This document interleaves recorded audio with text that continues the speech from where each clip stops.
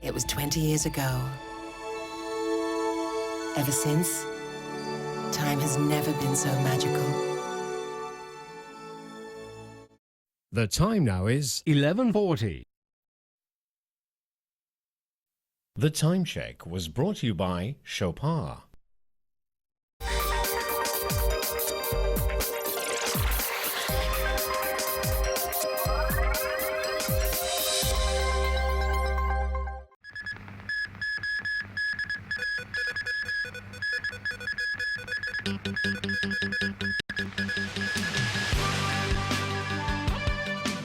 Anti-China riots rock Vietnam.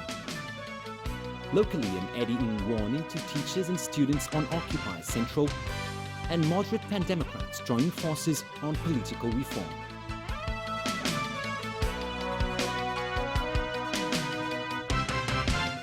Good evening. Anti-China mobs torched factories and rampaged through an industrial zone in southern Vietnam. They were protesting against a recent move by Beijing to station an oil rig in disputed waters in the South China Sea. Hong Kong and Taiwan-owned businesses were among those affected. At least 2 Taiwanese entrepreneurs were injured in the violence. Tony Sabine begins our coverage. The rampage by thousands of Vietnamese comes amid rising anti-China sentiment over the territorial dispute in the South China Sea. It occurred at a Singapore-run industrial park late yesterday. A number of foreign companies there were broken into and set ablaze. This followed protests by up to 20,000 workers in Binh Duong province in support of Vietnamese sovereignty over the disputed Paracel Islands, which the Chinese call the Xishas. Vietnamese officials say the rallies began peacefully but were later hijacked by extremists who incited others to break into the factories.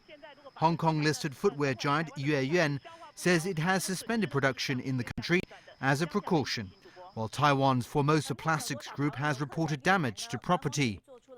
Reports say those who went on the rampage might not have distinguished between mainland-run and Taiwan or Hong Kong-owned firms. South Korean-owned factories came under attack as well. Witnesses say riot police were deployed in the area today and all the plants there were closed. Vietnamese authorities say 500 people have been arrested in connection with the riots. This is some of the worst civil unrest in the country in recent years. The Foreign Ministry in Beijing spoke out against what happened in Vietnam. Foreign Minister Wang Yi has urged Hanoi to calm down and respect China's sovereignty in the disputed region. Taipei also condemned the violence. Taiwan's Foreign Minister David Lin called on Vietnam to take measures to quell the unrest and to protect the safety of Taiwanese people doing business there. Tony Sabine, TVB News. Hong Kong has issued an amber travel alert for Vietnam, urging local residents who are planning to visit the country to be extra careful. The Immigration Department has received at least 1 call for help from a Hong Kong resident so far. Diane To has that story. Following riots in Vietnam targeting what the mobs believed were Chinese-owned businesses, the Hong Kong Immigration Department issued an amber outbound travel alert for the country this afternoon. The government has urged Hong Kong travellers already in Vietnam or planning to go there to carefully consider their travel plan, monitor the situation, exercise caution, attend to personal safety and avoid protests and large gatherings of people. Chairman of the Hong Kong-Vietnam Chamber of Commerce, Jonathan Choi, owns a number of factories in Vietnam. He said there are more than 1,000 Hong Kong-owned factories in the country, but the riots this time are taking place in an area where there are very few Hong Kong companies. Choi said capital costs in the Southeast Asian country, such as rent and wages, are 20 to 30% lower than on the mainland, so Vietnam has been attracting a lot of Hong Kong investors recently. He added that the average age of Vietnamese workers is about 30, and they have strong productivity. Up until last July, Hong Kong was the 6th biggest source of investment in Vietnam, amounting to $126 billion, mostly in manufacturing and textile industries. Textiles and garment industry lawmaker Felix Chung said he's worried about the situation, given that Hong Kong has no protection agreement signed with Vietnam. Chung cited that in other places where such pacts were signed, investors would be given legal protection in situations such as riots. Diane, TVB News. To other news, the education chief has for the first time called on teachers not to encourage their students to take part in Occupy Central. But the city's largest teachers' union hit back, saying Eddie Ng was putting political pressure on them. Vicky Kung reports. Secretary for Education Eddie Ng today spoke out in the debate over the civil disobedience movement. He said the Education Bureau has been asked by some schools to set up guidelines over Occupy Central.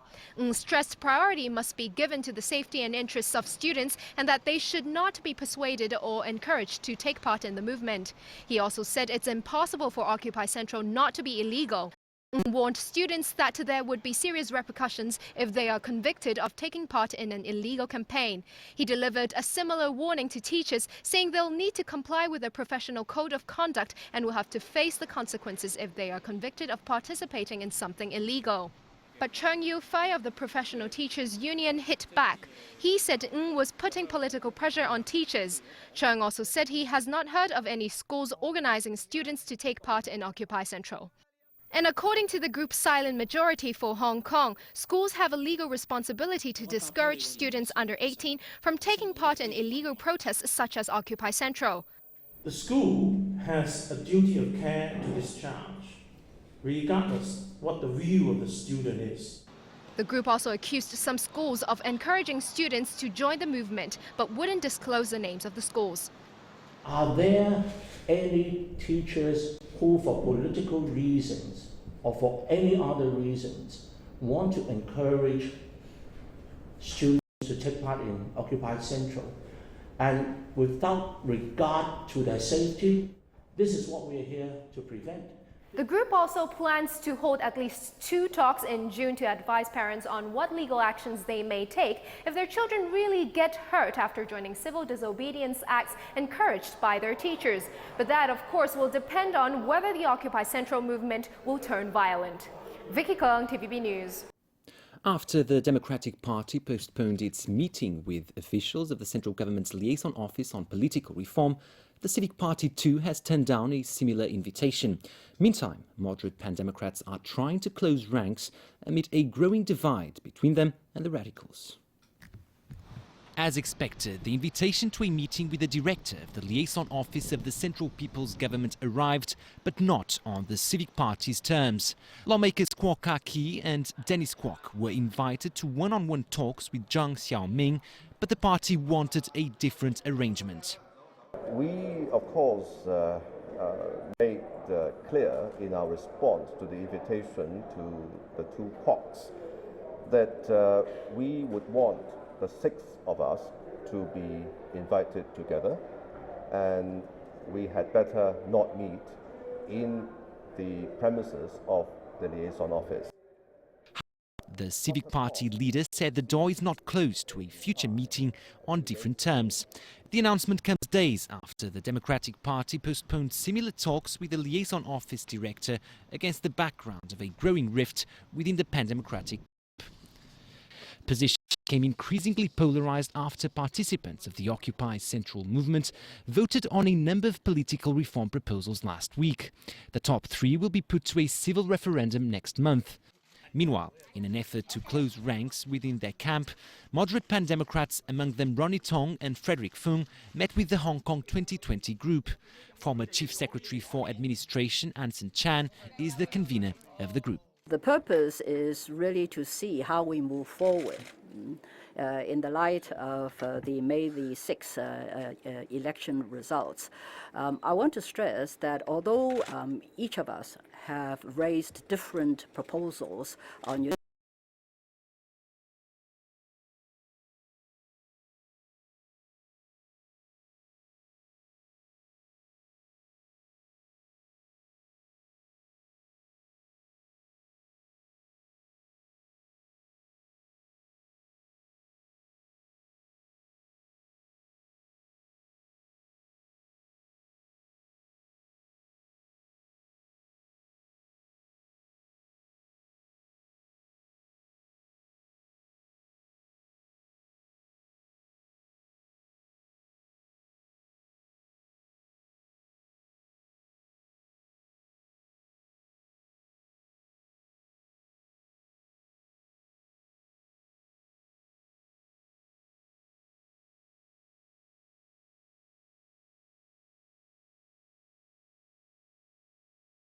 and have accused a British executive, GlaxoSmithKline, of leading a massive bribery network in China.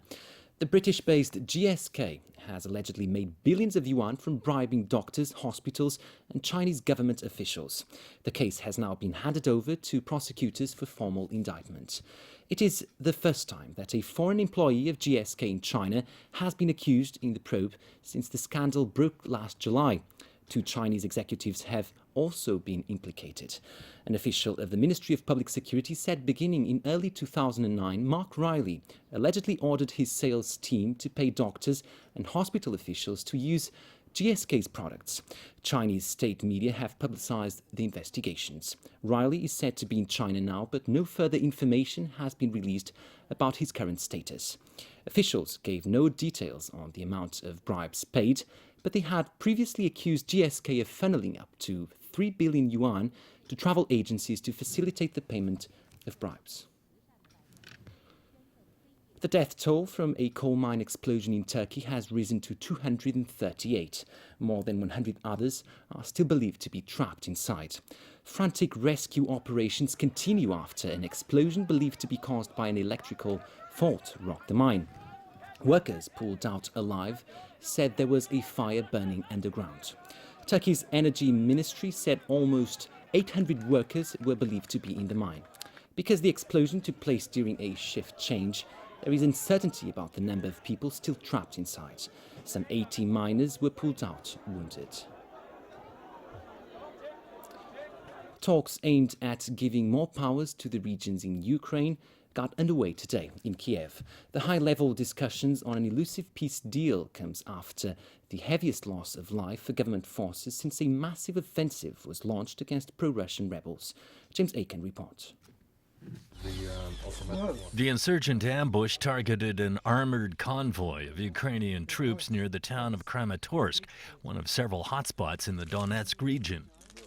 At least 6 soldiers were killed in the deadliest clash for Ukrainian forces since the government's anti-terrorist operation against pro-Russian rebels began. The government in Kiev does not want to listen to the people of Donetsk, says Denis Patkovsky, a pro-Russian militia member. They just come here with their guns. As the killing continues, Germany's foreign minister is trying to jumpstart talks aimed at peace and stability. Under a deal brokered by the Organization for Security and Cooperation in Europe, Ukraine's government would become more decentralized. The idea has international support and backing from Moscow. We expect to see, want to see, and will work to achieve real de-escalation, disarmament, evacuation of occupied buildings in exchange for amnesty and dialogue. And that is what is called for in the Geneva Statement and also the OSCE roadmap. But Kiev is reluctant to engage pro-Russian separatists who have declared sprawling eastern regions independent.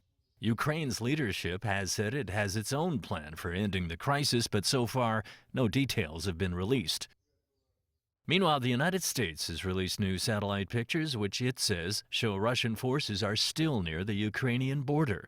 That would contradict Russian President Vladimir Putin's claim last week that Moscow has withdrawn its troops from the frontier. Russia will fail to make Ukraine a failed state.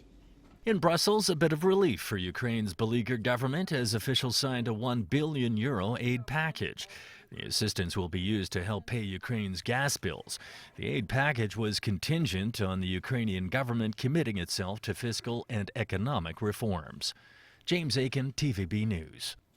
Google and other search engines were thrust into an unwanted new role following yesterday's landmark judgment by Europe's highest court. The Court of Justice of the European Union ruled that Google must listen and sometimes comply when individuals ask that certain personal information must not be provided in internet searches. Alan Buchner has more.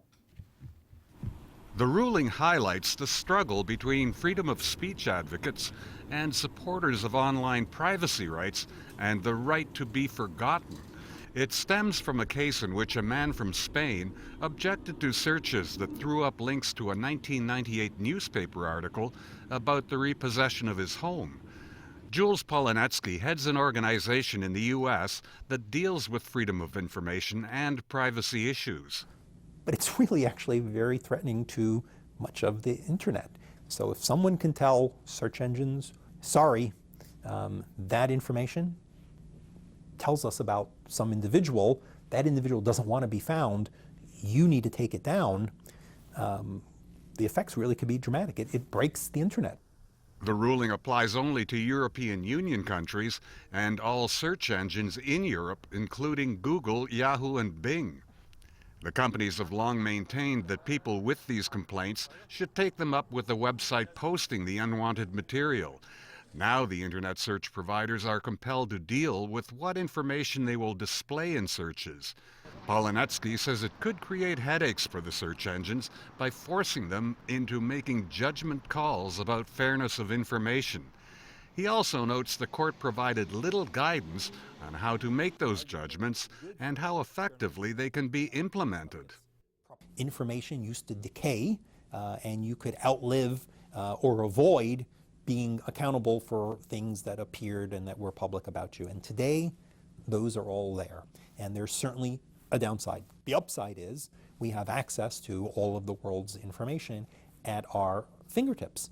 And it's impractical to put the genie back in the bottle and say, we'd like obscurity one by one. Alan Buckniat, TVB News. And in sports, some unwelcome news for World Cup host Brazil after it was revealed that coach Luís Felipe Scolari is under criminal investigation in Portugal. Portuguese officials wouldn't say what the probe is about. According to unconfirmed reports, Scolari is suspected of failing to declare millions of dollars in income. He denies any wrongdoing. Scolari was Portugal's coach from 2003 to 2008. He would have to answer in a Portuguese court if authorities there decide to file charges. The maximum penalty for tax evasion in Portugal is 8 years in prison. And a look at the weather before we go. Mainly cloudy with a few showers, isolated thunderstorms tomorrow. Temperatures between 27 and 30 degrees. That's all from the newsroom for now. Thanks for joining us. Good night.